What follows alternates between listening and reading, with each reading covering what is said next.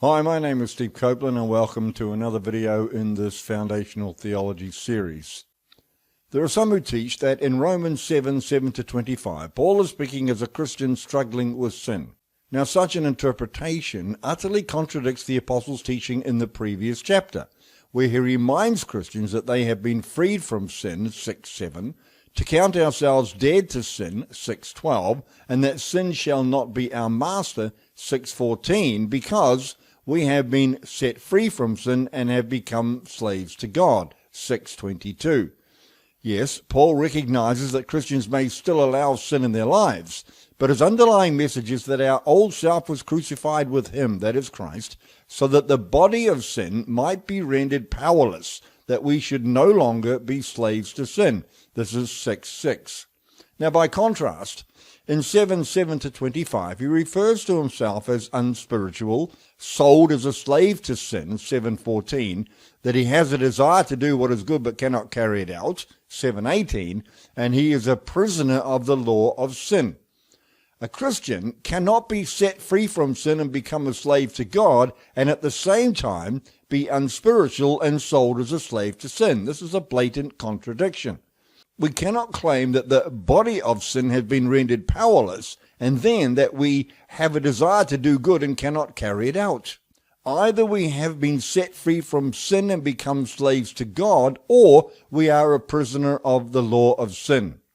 All of these statements are direct opposites of each other, and therefore they can never be used to be speaking of a person whose spiritual condition has not been radically changed through new birth, through regeneration. Now, readers may notice that Paul changes tenses throughout the narrative, especially after verse 13. Generally speaking, from verses 7-12, he's speaking in the past tense, but from 12-24, he reverts to the historical present, a tense used to speak of a time in the past from a present perspective, and also referred to as the dramatic present and the narrative present. But the conclusive statement of Paul comes in verse 24, where he says, "Who will rescue me from this body of death?" Now, Paul is not speaking of his physical death and being taken from this world, but being given the power over sin in his life. This is the theme of chapter 8. What shall we say then? Is the law sin? Certainly not. Indeed, I would not have known what sin was except through the law. For I would not have known what it was to covet if the law had not said, "Do not covet." But sin, seizing the opportunity afforded by the commandment, produced in me every kind of covetous desire. For apart from the law, sin is dead. Now in verse 7, Paul anticipates a question. Is the law sin? His immediate answer to this question comes in the form of an emphatic no and a summary answer. Indeed, I would not have known what sin was except through the law. Now, this is the same conclusion the apostle writes in chapter 3, verse 20, that rather through the law we become conscious of sin. Now, these statements are the purpose of 7:7-23. Firstly, to show that it is through the law that we become conscious of sin, and just as importantly, how powerless we are in our flesh to refrain from sin in our unregenerate state.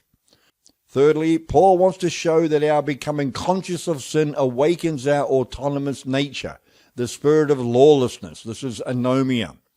He has already underlined this point in 6:19. Our demand to live by our own standards is really an admission that, even though we may have tried, we cannot master our own bodies and minds. Notice the force of Paul's words in chapter 6 and verse 19.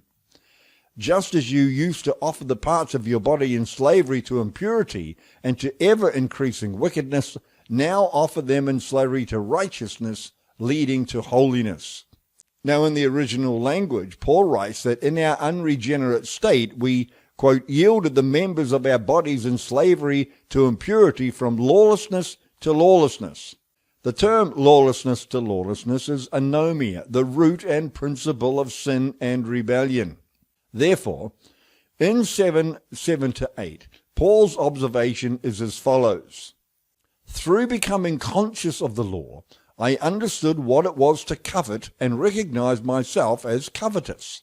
It was as if the sin of covetousness suddenly came alive in me through recognition, and the recognition fueled my desire for autonomy became rebellion, this is anomia, and produced every kind of covetous desire.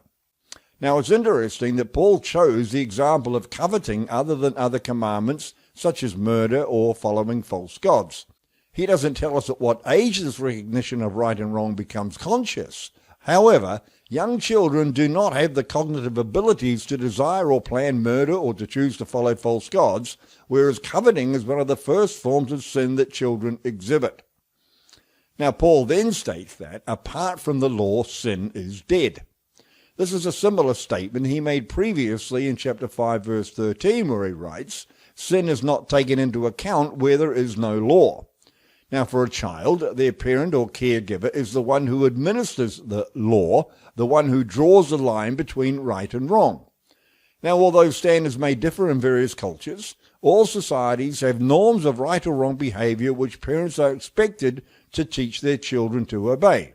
God recognizes the authority of parents, whether or not the parent is Christian. And inasmuch as a parent is teaching laws which correspond to his law, a child who disobeys has embraced rebellion and sin. Number 2, alive apart from the law. Paul writes, "Once I was alive apart from the law, but when the commandment came, sin sprang to life and I died. I found that the very commandment that was intended to bring life actually brought death. For sin, seizing the opportunity afforded by the commandment, deceived me, and through the commandment put me to death. So then, the law is holy, and the commandment is holy, righteous, and good." Now, those who teach that we are totally depraved, or we inherited the sin and guilt of Adam at conception and are born sinners, fundamentally deny the doctrine of regeneration. The word regeneration means something which was alive, it died, and was made alive again. It was regenerated. If we are conceived spiritually dead, we were never alive in the first place. Therefore, the term regeneration can never apply. Paul, however, contradicts this theology absolutely, and there is no biblical support for the tradition introduced by Augustine of Hippo around 396 that any child inherits sin, either at conception or birth. There are several videos on this topic on this YouTube channel, and this doctrine is studied in depth in my Practical Systematic Theology. Paul has already told us that apart from knowledge of the law, sin is dead, and now he expands on that doctrine. Before he consciously sinned, he was alive, but sin sprang to life and he died. That is, he died spiritually, becoming separated from God through willful disobedience. He writes, "For sin, seizing the opportunity afforded by the commandment, deceived me, and through the commandment it put me to death. So then the law is holy and the commandment is holy, righteous, and good." Now verse 11 echoes what occurred in the Garden of Eden. There is no opportunity to disobey where there is no commandment. Once the commandment was given, sin, that is hamartia, has an opportunity to manifest or not. In Eden, the serpent, who was the first sinner, tempted Eve and deceived her. And here in Romans, the root of sin itself, the desire for autonomy, deceived Paul. For there is a way that seems right to a man, and the end thereof is death. Once the commandment was willfully broken, that same commandment was enforced, and spiritual death was the result, because the commandment reflects the standard of God, who is holy, righteous, and good. Paul writes, "Did that which is good then become death to me? By no means. But in order that sin might be recognized as sin, it produced death in me through what was good, so that through the commandment sin became utterly sinful." Now those who were ignorant of God's standard of morality comply to their own standard, or the standard of the cultures in which they live. God's law declares God's standard of morality and holiness, and in this way sin is recognized as sin. Willfully rebelling against God's law brings spiritual death, and in this way, sin is recognized as being utterly sinful, for its consequences are dire indeed. Let's continue through the passage. "We know that the law is spiritual, but I am unspiritual, sold as a slave to sin. I do not understand what I do, for what I want to do I do not do, but what I hate I do. And if I do not do what I want to do, I agree that the law is good.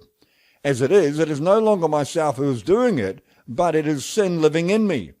I know that nothing good lives in me, that is, in my flesh. For I have the desire to do what is good, but I cannot carry it out. For what I do is not the good I want to do. No, the evil I do not want to do, this I keep on doing. Now if I do what I do not want to do, it is no longer I who do it, but it is sin living in me that does it. So I find this law at work. When I want to do good, evil is right there with me. For in my inner being I delight in God's law, but I see another law at work in the members of my body, waging war against the law of my mind and making me a prisoner of the law of sin at work in my members. Now, in order to understand Paul's words, we have to remind ourselves of who he's writing to. From chapter 2, he's been addressing the Jewish Christians in Rome, and does not specifically write to Gentile believers until the 11th chapter. The Gentile nations had their own standards of morality, standards which were designed to cater to the desires of the flesh. They sacrificed children, they worshipped fertility gods and goddesses, they raped and pillaged. The Greeks and Romans created gods to fulfill every whim of the flesh, gods of drunkenness, orgies, and the like. Those living in such cultures never compared themselves to the standards of God's holy law, for they didn't know that law. Therefore, they never struggled with the desires of their flesh natures, as their cultures simply insisted they indulge them, albeit there were a few who had a conscious instinct that such practices were wrong and showed that the requirements of the law were written on their hearts, as is Romans 2 and verse 15. Life for the Jewish nation was very different.